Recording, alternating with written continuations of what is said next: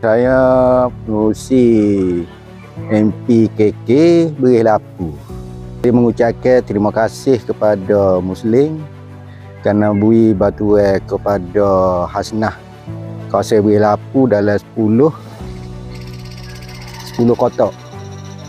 Saya merengekkan orang kampung lah buat masa sekarang. Suami buat kerja ke apa? Dia suami. Dia suami. Ada ke lagi kayu? Ada jari-jari ke semua pianing ke. Yalah, setahu saya lah kalau suami ni kan. Tanya ada, tanya tak ada. Pianing kat seminggu 3 hari. Seminggu 3 hari. Gaji bayar berapa? Tak tahu nak tak kena. Ya. Lepas tu kat sendiri tak ada buat kerja lah sebelum masuk. Itu buat kepuk. Saya tu pada ni pianing tak ada.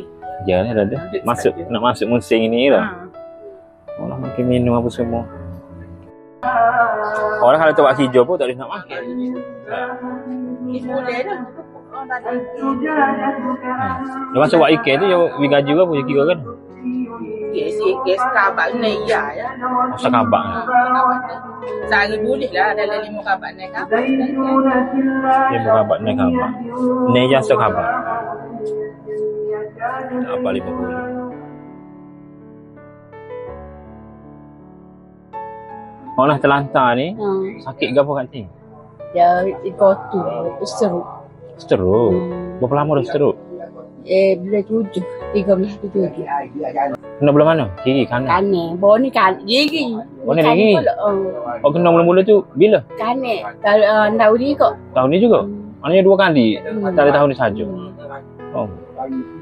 Kalau nak jalan apa semua, anak akak lah. Pergi mandi apa semua?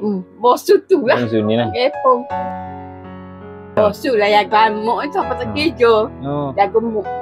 Memang 24 jam jaga muk lah. Kita nyanyi dia tak kerja. Lagi kapo. Rezeki Allah Ta'ala. InsyaAllah. Ya, dah.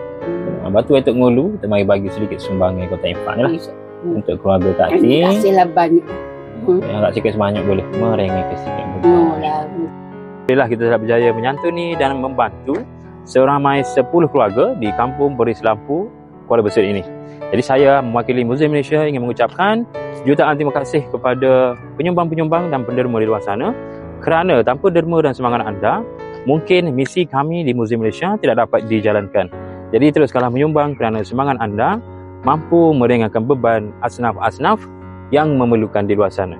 Janji Allah kepada hamba-Nya dalam surah Ar-Rahman ayat ke-60, hal jazal ul ihsani illal ihsan. Tidak ada balasan kebaikan melainkan kebaikan juga. Jadi sekian saja pada saya untuk program Jalan Mahabbah pada kali ini. Assalamualaikum dan terima kasih.